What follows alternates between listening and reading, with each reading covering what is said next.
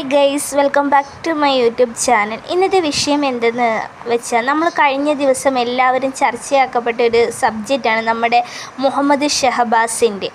കേരള മനസ്സാക്ഷിക്ക് ഒരിക്കലും പൊറുക്കാൻ പറ്റാത്ത ഒരു കേസായിരുന്നു, ഒരു കൊലപാതകമായിരുന്നു. 10ാം ക്ലാസ് വിദ്യാർത്ഥിനികൾ തൻ്റെ സഹപാഠിയായ മുഹമ്മദ് ഷഹബാസിനെ അതിക്രൂരമായി എന്തിൻ്റെ പേരിലുള്ള വൈരാഗ്യമാണെന്ന് നമുക്ക് ആർക്കും തന്നെ മനസ്സിലായിട്ടില്ല. കുട്ടികൾക്കിടയിലുള്ള ചെറിയൊരു പ്രശ്നത്തിൻ്റെ പേരിലാണ് ആ കുരുന്നിനെ, അവർക്കൊപ്പം പരീക്ഷ എഴുതേണ്ട ആ കുരുന്നിനെ കൊല ചെയ്യാൻ വേണ്ടി ഇവർ ആസൂത്രണം ചെയ്തത്.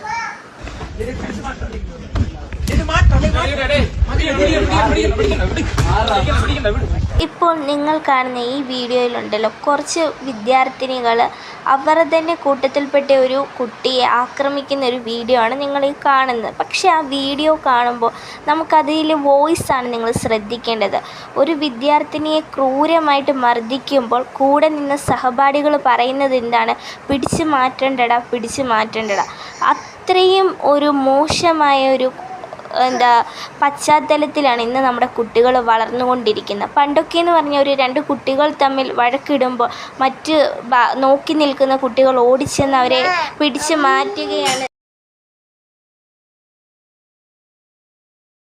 ചെയ്യുന്നത്. പക്ഷേ ഇന്നോ അവരൊരു ഗെയിം പോലെ കണ്ട് ആസ്വദിക്കുകയാണ്. കൂടെയുള്ള സഹപാഠികൾ പറഞ്ഞു കൊടുക്കുന്നത് എന്താണ്? പിടിച്ചു മാറ്റേണ്ടടാ, പിടിച്ചു മാറ്റേണ്ട. ലാസ്റ്റിലത്തെ ഡയലോഗ് എന്താ? അവൻ്റെ കാര്യം ഓക്കെ ആയി. അപ്പോൾ അത്രയും ഒരു മനുഷ്യ ജീവൻ അത്രയും വില കൽപ്പിക്കുന്നുള്ളൂ എന്ന് നമുക്ക് മനസ്സിലാവും. കാരണം ഒരു പട്ടിയുടെ വില പോലും ഇന്ന് മനുഷ്യ ജീവനില്ല. ഇപ്പം ഞാൻ ഈ വീഡിയോ ചെയ്യാനുള്ള പ്രധാനപ്പെട്ട കാരണം എന്തെന്ന് വെച്ചാൽ, കോഴിക്കോട് താമരശ്ശേരിയിൽ നടന്ന സംഭവത്തിന് ആ പിഞ്ചു ബാലകൻ്റെ അച്ഛൻ സംസാരിക്കുന്ന ഒരു വോയിസും കൂടി ഞാൻ ഇതിൽ ആഡ് ചെയ്യാം. എൻ്റെ മകൻ പരീക്ഷ എഴുതുന്നില്ല, അതുകൊണ്ട് അവരും പരീക്ഷ എഴുതണ്ട എന്നുള്ള അഭിപ്രായം.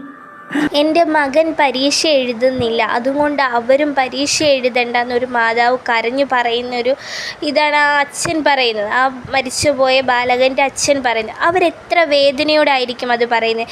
നമ്മുടെ കോടതി, നമ്മുടെ വിധി, ഇന്ന് ഞാൻ ഇതിന് പ്രതികരിക്കാൻ ഒരു പ്രധാനപ്പെട്ട കാരണം എന്തെന്ന് വെച്ചാൽ, നമ്മുടെ വിധി അവർക്കെതിരെ പറഞ്ഞൊരു കാര്യമുണ്ട്. ജാമ്യാപേക്ഷ തള്ളിയെങ്കിലും അവർക്ക് പരീക്ഷ എഴുതാനുള്ള കെയർ ഹോമിൽ അവരെ ആക്കിയെങ്കിൽ കൂടി അവർക്ക് പരീക്ഷ എഴുതാനുള്ള ഇത് കൊടുത്തിട്ടുണ്ട്. അപ്പം അത് ഒരിക്കലും യോജിച്ചതാണ്. ഇങ്ങനെയുള്ള ക്രിമിനലുകൾക്ക് എന്തിനാണ് ഒരു പരീക്ഷ എഴുതി അവർക്ക് നാളെ അവരെ വിജയിപ്പിക്കുന്നതിൻ്റെ കാരണം എന്താണ്? അവർക്ക് വിദ്യാഭ്യാസം കിട്ടിയിട്ട്, ഇത്രയും വിദ്യാഭ്യാസം കിട്ടിയിട്ട് ഒരു 1ാം ക്ലാസ് മുതൽ 10ാം ക്ലാസ് വരെ നല്ല അറിവുകൾ പഠിച്ചു വരുന്ന ആ സമയത്ത് തന്നെ ഇത്രയും അവർക്ക് നമ്മളെക്കാട്ടിലെല്ലാം കൂടിയ വിദ്യാഭ്യാസവും അറിവുമാണ് കിട്ടിയിരിക്കുന്നത്. ഇനി അതുകൊണ്ട് അവർക്ക് എന്തിന് പരീക്ഷയും ഒരു വിദ്യാഭ്യാസവും കൊടുക്കുന്നു? അപ്പോൾ നിങ്ങളൊന്ന് മനസ്സിലാക്കുക, ആ മരിച്ചുപോയ ആ കുടുംബത്തിൻ്റെ അവസ്ഥ, ആ കുടുംബം ആ കുഞ്ഞിനെ എത്രത്തോളം സ്നേഹിച്ച്, ഒരു മാതാപിതാക്കളാകുമ്പോൾ എത്രത്തോളം സ്നേഹിച്ചെന്ന് നമുക്ക് ആർക്കും മനസ്സിലാക്കാവുന്നതേ ഉള്ളൂ. അതുപോലെ തന്നെ ആ കുഞ്ഞിൽ എത്രത്തോളം പ്രതീക്ഷ അവർ വെച്ചിട്ടുണ്ട്. അവരുടെ കുഞ്ഞ് പരീക്ഷ എഴുതുന്നതും പാസ്സാകുന്നതും അതിൻ്റെ ഗ്രേഡ് കാത്തിരിക്കുന്നതും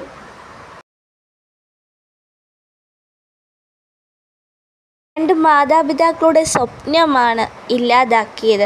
ഒന്ന് നമ്മൾ ചിന്തിച്ച് നോക്കുക. ഒരു ജീവൻ്റെ തുടിപ്പ് പോലും ഇന്ന് ഈ ലോകത്തില്ലാതെ അതിനെ ഇല്ലാതാക്കിയ ആ കുട്ടികളെ പരീക്ഷ എഴുതിപ്പിക്കുന്നത് ശരിയാണോ എന്ന് നമ്മളൊന്ന് ചിന്തിച്ച് നോക്കുക. എന്തിനാണ് ഇനി അവർക്കൊരു വിദ്യാഭ്യാസവും അറിവും കൊടുക്കുന്നത്?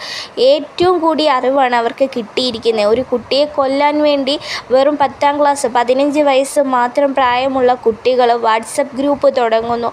അതുപോലെ തന്നെ എല്ലാ കാര്യങ്ങളും ആ കുട്ടികൾക്കറിയാം. ഒരാളെ കൊല ചെയ്താൽ ഇത്രയൊക്കെയുള്ള ശിക്ഷ, അല്ലെ കുറച്ച് ആളുകൾ കൂടി ചെയ്താൽ ഇത്രയൊക്കെയുള്ള ശിക്ഷ എന്നൊക്കെ അവർക്ക് നന്നായിട്ട് അറിയുകയും അവർ പഠിച്ചിട്ടാണ് ആ കുഞ്ഞിനെ കൊന്നത്. അപ്പോൾ അങ്ങനെയൊക്കെയുള്ള ആളുകൾക്ക് ഇനി എന്തിന് വിദ്യാഭ്യാസം കൊടുക്കുന്നു? എന്തിന് അറിവ് കൊടുക്കുന്നു?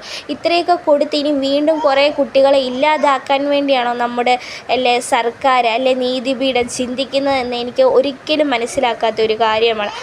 ആ മാതാപിതാക്കളുടെ വേദന ഇനി ആർക്ക് മാറ്റാൻ കഴിയും? ഇനി അവർക്ക് കുട്ടികളുണ്ടെങ്കിൽ കൂടിയും ഈ കുരുന്നിൻ്റെ ജീവൻ ഇനി അവർക്ക് തിരിച്ചു നൽകാൻ പറ്റുമോ? മൂത്ത മകനാണ്, ഒരുപാട് പ്രതീക്ഷകൾ, അവർക്കൊരു വീടില്ല.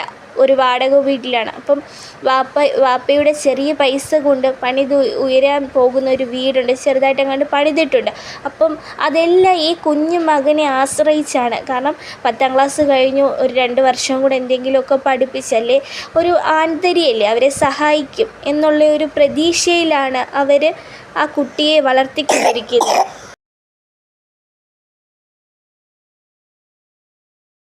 എല്ലാ സ്വപ്നങ്ങളും തകർത്തെറിഞ്ഞ് ആ കുഞ്ഞ് ഈ മണ്ണിനോട് വിട പറയുമ്പോൾ ആ മാതാപിതാക്കൾക്ക് എത്രത്തോളം വേദനയായിരിക്കും. ഒരു മാതാപിതാക്കൾക്ക് സഹിക്കാൻ കഴിയില്ല, കാരണം ക്രൂരമായിട്ടാണ് കൊല ചെയ്തത്. അപ്പോൾ അങ്ങനെയൊക്കെ നോക്കുമ്പോൾ നമ്മൾ എന്തിനാണ് നമ്മുടെ നീതിപീഠം ആ കുട്ടികൾക്ക് ഇങ്ങനൊരു അവസരം കൊടുക്കുന്നത് എനിക്ക് മനസ്സിലാക്കാൻ കഴിയുന്നില്ല. ശരിക്കും പറഞ്ഞാൽ സങ്കടം തോന്നിപ്പോയി.